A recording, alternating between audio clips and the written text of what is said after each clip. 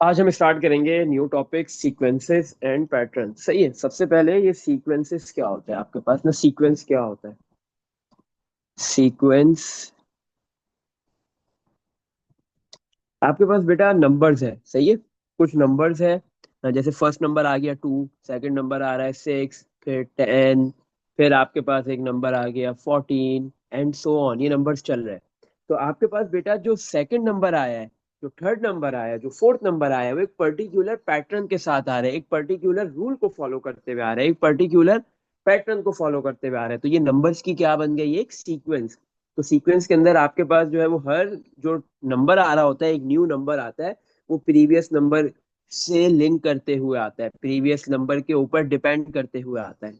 और उसके अंदर एक पर्टिकुलर जो है वो पैटर्न चल रहा होता है, एक पर्टिकुलर रूल चल रहा होता है। सही है।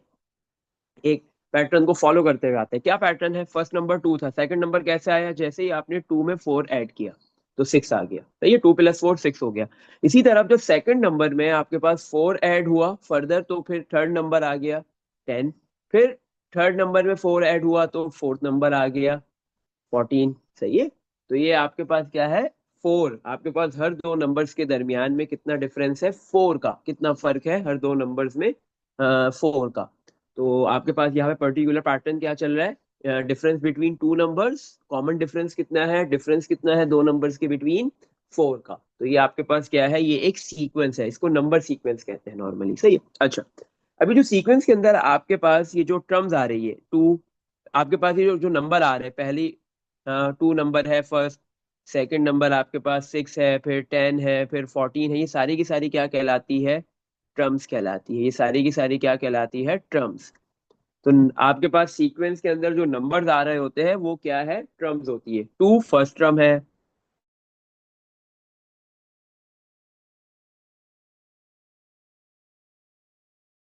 T2।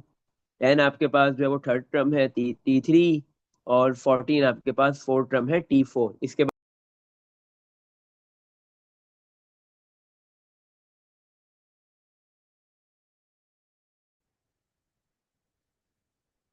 अच्छा, तो इसके आपके पास बेटा यहाँ पे क्या हो गया कि ये जो 14 है ये कौन सी ट्रम है? फोर्थ ट्रम हो गई, T4।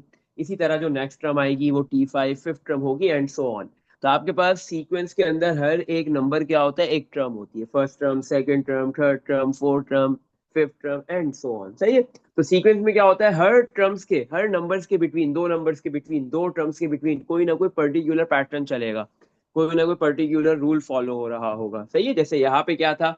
कॉमन डिफरेंस सेम था। सही है। हर दो नंबर्स के बिटवीन डिफरेंस सेम आ रहा था। इसी तरह हर दो नंबर्स के बिटवीन जो है वो जरूरी नहीं है डिफरेंस सेम हो, आपके पास जो है वो हर दो नंबर्स के दरमियान में रेशो सेम आए। सही है। दो नंबर्स, आपके पास फर्स्ट नंबर है 3, सेकंड नंबर कैसे आ रहा है आपके पास? सेकंड टर्म कैसे आ रही है ये सीक्वेंस की?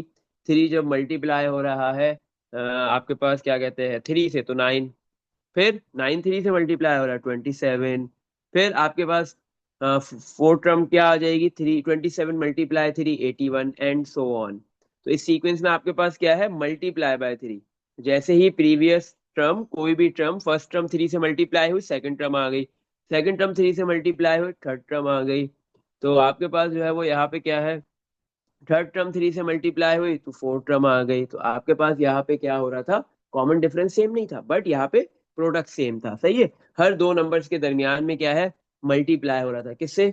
3 से। तो आपके पास हर दूसरा नंबर निकालना है तो प्रीवियस नंबर में आप 3 मल्टीप्लाई कर दो, नेक्स्ट टर्म फाइंड करनी है तो प्रीवियस टर्म में 3 मल्टीप्लाई कर दो। तो इस तरीके के आपके पास जो है वो बहुत सारे डिफरेंट पैटर्न्स की सीक्वेंसेस होती है, डिफरेंट रूल्स को फॉलो करते हुए नंबर्स किसमें कन्वर्ट होते हैं? नंबर्स क्या बनाते हैं? सीक्वेंस बनाते हैं। और हर एक नंबर को हम एक ट्रम कहते हैं। सही है। इसमें देख लो बेटा, कुछ पूछना है?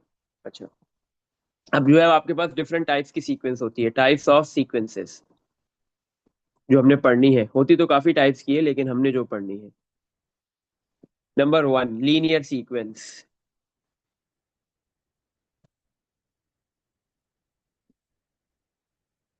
सही है। नंबर 2 होती है क्वाड्रेटिक सीक्वेंस। अच्छा, लीनियर सीक्वेंस में क्या होता है आपके पास? हर दो नंबर्स के दरमियान का डिफरेंस सेम होता है, कॉमन डिफरेंस सेम होता है। जैसे अभी हमने ऊपर एक सीक्वेंस लिखी थी, 2 4, सॉरी 2 6 10 14 हर दो नंबर्स के दरमियान में कितना डिफरेंस था, हर दो टर्म्स में कितना डिफरेंस था, 4 का डिफरेंस था। तो आपके पास ये कौन सी सीक्वेंस है? लीनियर सीक्वेंस है, सही है। इसको आप अरिथमेटिक सीक्वेंस भी कह सकते हो। लीनियर सीक्वेंस का दूसरा नाम क्या होता है? Arithmetic sequence. अच्छा। ये क्या बोलते हैं, आप ये बोलना चाहते हैं जिसके बीच में 4 आता, जिसके बीच में नहीं, +4 फोर नहीं, आता। फोर नहीं, कॉमन डिफरेंस सेम है। अब जैसे मैं एक लिख देता हूँ यहाँ पे, 3, 5, 7, 9, 11 एंड सो ऑन। तो आपके पास फर्स्ट टर्म है 3, सेकंड टर्म में क्या ऐड, सेकंड टर्म कैसे आई? 3 में क्या ऐड करूँ? क्या 5 बनी है ना सेकंड टर्म, तो 3 में जैसे ही 2 ऐड होगा। क्या? अमाउंट ऐड होना चाहिए। हाँ, आपके पास एक पर्टिकुलर नंबर ऐड होना चाहिए। प्रीवियस टर्म, नेक्स्ट टर्म कैसे निकलेगी? प्रीवियस टर्म में एक पर्टिकुलर नंबर ऐड करो। सही है, 2 2, मतलब वही कॉमन नंबर। डिफरेंस सेम है। हाँ, यहाँ पे 2 2 बन रहा है, कॉमन डिफरेंस कुछ भी बन सकता है। सही है, 2 हो, 4 हो, 5 हो, 3 हो, 1 हो, नेगेटिव में हो, कॉमन डिफरेंस, इससे कोई फर्क नहीं पड़ता। सही है। अगर कॉमन डिफरेंस पॉजिटिव में आता है, हर दो नंबर्स के दरमियान का डिफरेंस पॉजिटिव में होता है, तो वो इंक्रीजिंग सीक्वेंस कहलाती है, सीक्वेंस बढ़ रही है। और अगर आपके पास जो है वो कॉमन डिफरेंस या डिफरेंस जो है वो दो नंबर्स के बिटवीन, दो टर्म्स के बिटवीन नेगेटिव में होता है, तो इसका मतलब वो सीक्वेंस डिक्रीजिंग होती है, डिक्रीज हो रही होती है, कम होती है। जैसे आप और एग्जांपल लिख सकते हो इसकी।